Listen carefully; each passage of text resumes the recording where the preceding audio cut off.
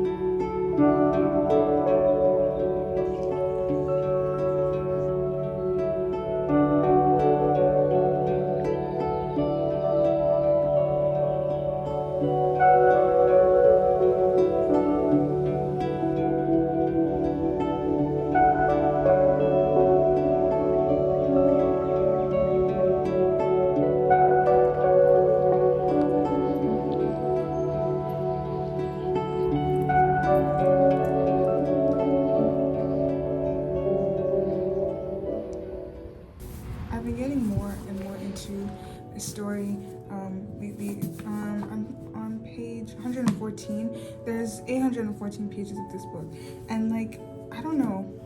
I'm just very interested to know like when, like how I'm gonna feel when I finish the book, because I'm gonna probably be spoiling it a bit, but I don't think I've even reached a far enough place in the book to even spoil, because like there's a part of the story that's very crucial to the book, and it's like the biggest, I'm assuming like the most devastating thing about the book. Like every time I hear someone talk about A Little Life, it's like, oh, it's very, very sad. Like it's just there's apparently like a very traumatic thing that happens. I'm assuming this is Jude, which is the guy that has the traumatic thing, and like they've done like a sort of background story into like the three friends' lives except for Jude. And now I'm reading like the second part of the book, which is The Postman, which is about Jude because he's the postman. And I'm just so interested. Like I find myself like very apprehensive of like the reveal, because obviously like right now, even though I'm reading from Drew's point of view, the book and the writing is still very like evasive of like the traumatic thing that happens. So every time like they drop a hint, I get this weird feeling, because like I know it's going to be something that's very traumatic, and it's supposed, like apparently going to be something that is like very disturbing. So like I'm so curious to know what it is, but at the same time, anytime they drop hints about it, like they'll talk about, oh, why do you limp so much, and it's like, oh, I had a car injury, but it wasn't an accident, it was an injury. So it makes me think like, what does that mean? Like, so I don't know, I find myself just jumping forward a lot, like trying to like just, my mind is just jumping forward, like, oh, this happened to him or this happened to him, but I don't know. I'm like, I can't guess, because there's so many things that he does that I'm like, these seem like they're coping responses to something traumatic, but like it's not clear what exactly that traumatic thing is. So I'm very interested. I'm going to go to the park now. I'm going to read this for about like an hour. I feel like the ones that are most profound to me right now is like Willem and Jude are the ones that I feel like I'm most interested in. JB is just annoying, and I think I don't know if that was supposed to be, his character was supposed to be annoying, but he's just annoying. And then Malcolm isn't really like, he's just kind of there, he's just kind of floating for me. He's not really done anything like impactful that has, like, his story is all right, like it's interesting enough, but his story right now isn't like the one that intrigues me the most.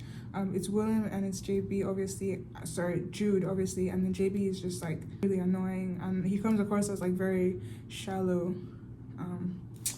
So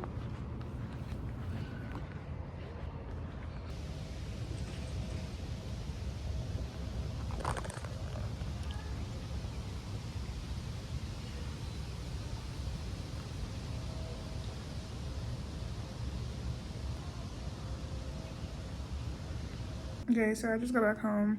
Now I'm gonna head into the library to try and walk in and do the rest of my work. But the reading at the park was chef's kiss, and I can't wait to go back tomorrow. And I'm going to actually try this time to be there like early in the morning so that I can like spend a lot of time there and then come back to do the rest of the things I have to do. I'm gonna try and hopefully make some progress today. Also, my screen time has been so like amazing this week. Like last time I checked, it was 25 minutes, and that's like after 3 days of the week, which usually by now is around like, if it's like on the better side, maybe like 3 hours.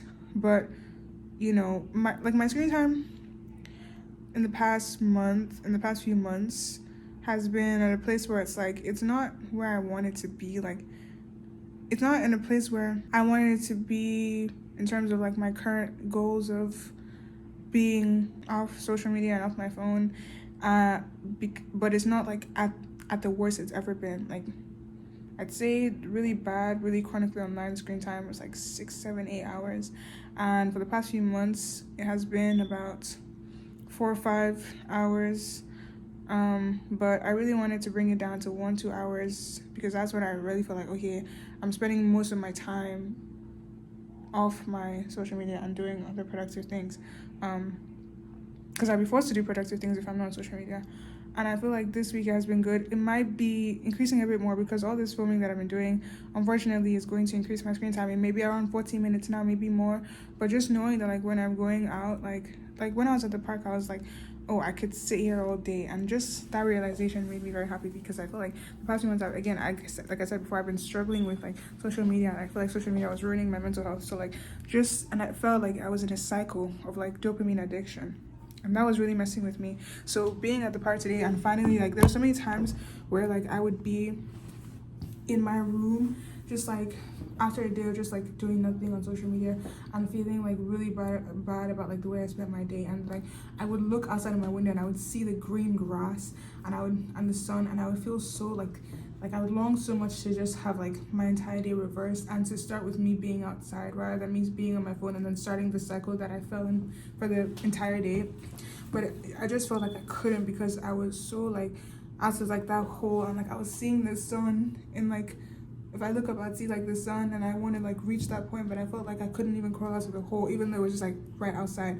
This is hard to explain. It might not really make any sense, but when I was at the park today and I was just like without my phone, like my phone has no data, and I was with my camera to take pictures, my digital camera, and then my book, and then just like the view, I was like so at peace, and I felt like I could stay there all day. And that was like a good realization for me because I didn't feel like, oh, like I felt like, oh, I could actually stay here all day. Like usually my days just have like consist of like scrolling mindlessly to like fill the void and to not like listen to my own thoughts, and then just scrolling more and more, and then getting food, and then scrolling more and more, and like just that thought like, oh, I could actually be here all day and like not want to check my phone, not want to watch like YouTube or anything to just like take away the boredom was very I was very relieved. So yeah, delete your social media today.